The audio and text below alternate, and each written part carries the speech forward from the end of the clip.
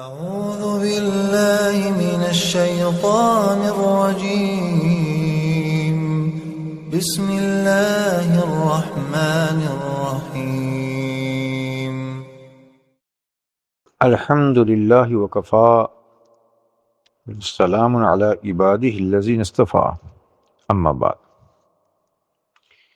امام بخاری اور امام مسلم رحمہ اللہ نے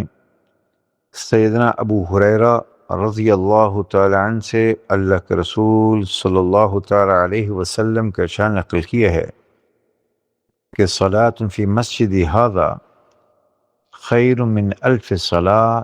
فیما سواہ الا المسجد الحرام،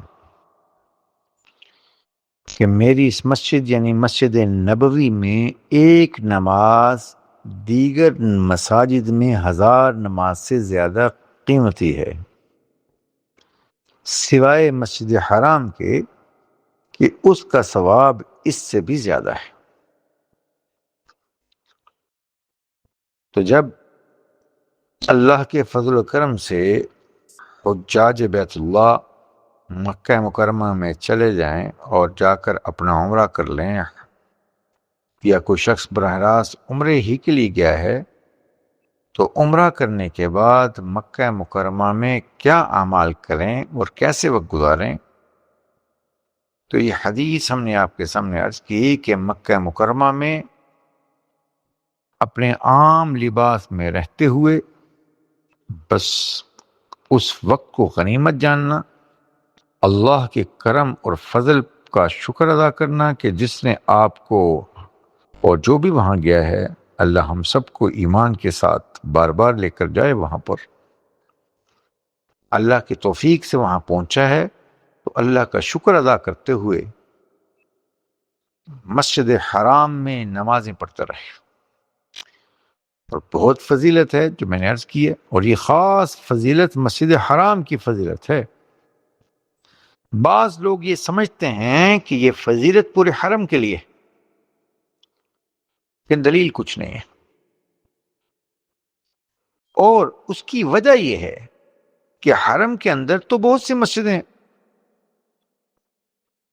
تو پھر بجائے مسجد حرام کے، بجائے حرم کے، حضور نے یہ نہیں کہا کہ اس حرم کے اندر نماز،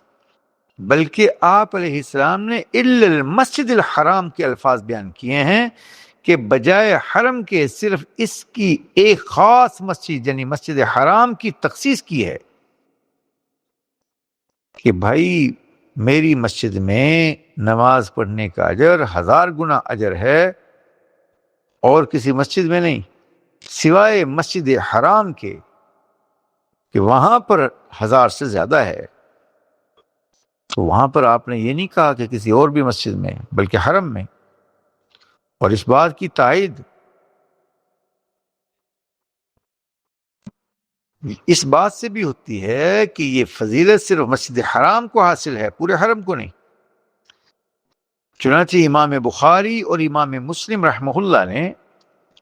سیدنا ابو سعید خدری رضی اللہ تعالی عنہ سے اللہ کے رسول صلی اللہ تعالی علیہ وسلم کا ارشاد نقل کیا کہ لا تشد الرحال الا الى 3 مساجد، مسجد الحرام و مسجد الاقصی و مسجد ھذا،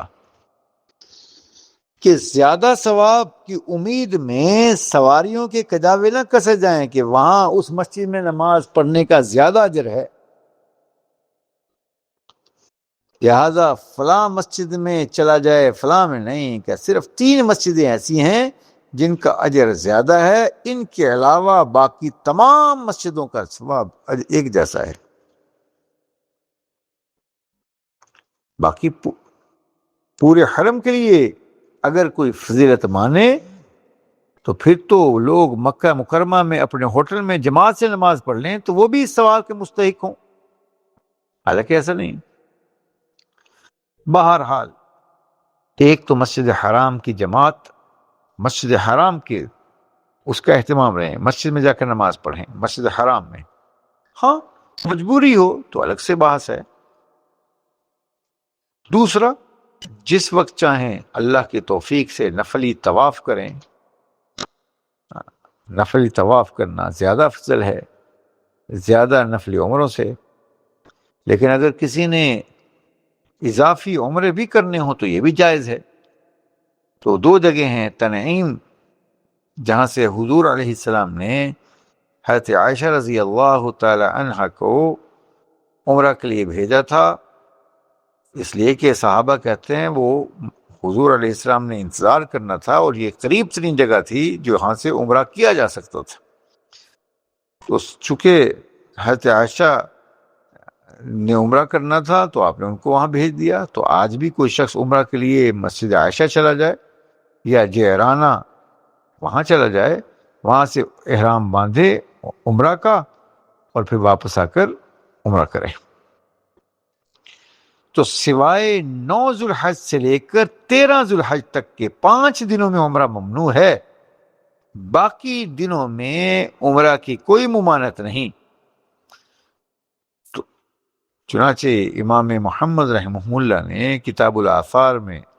سیدہ کائنات حضرت عائشہ رضی اللہ تعالی عنہ سے نقل کیا کہ لا بأس بالعمرہ فی ای سنۃ شئت ما خلا 5 ایام یوم عرفہ و یوم نحر و ایام التشریق، کہ ان 5 دنوں میں عمرہ جائز نہیں، باقی پورا سال جب بھی اللہ توفیق دے عمرہ کر لے۔ 5 دن کون سے ہیں؟ 9 ذوالحجہ کا دن اور 10 ذوالحجہ کا دن، اور 3 دن ایام تشریق 11، 12 اور 13 تاریخ۔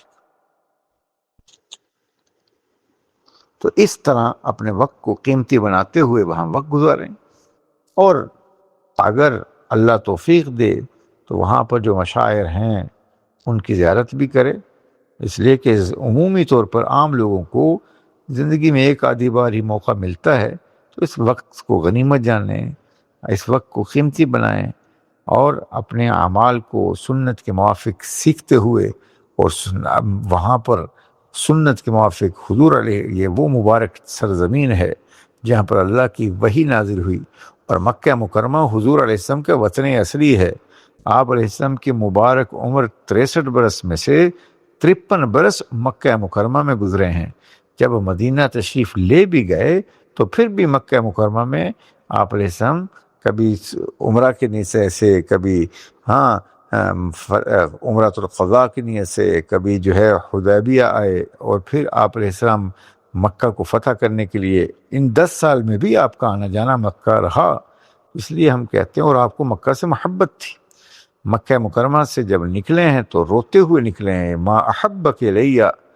اے مکہ، اے کعبہ، تو مجھے کتنا پسند ہے، لولا قومی اخرجونی ما سکنت غیرک، اگر میری قوم مجھے زبردستی یہاں سے نہ نکالتی تو میں تیرے علاوہ اور کہیں نہ رہتا۔ تو بہرحال ان جگہوں کو، ان دنوں کو غنیمت جاننا چاہیے، اپنے اوقات کو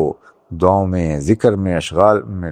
لگا رہے، مصنون اعمال کا اہتمام رکھے۔ اللہ ہم سب سے راضی ہو، دین سیکھ کر عمل کرنے کی توفیق عطا فرمائے۔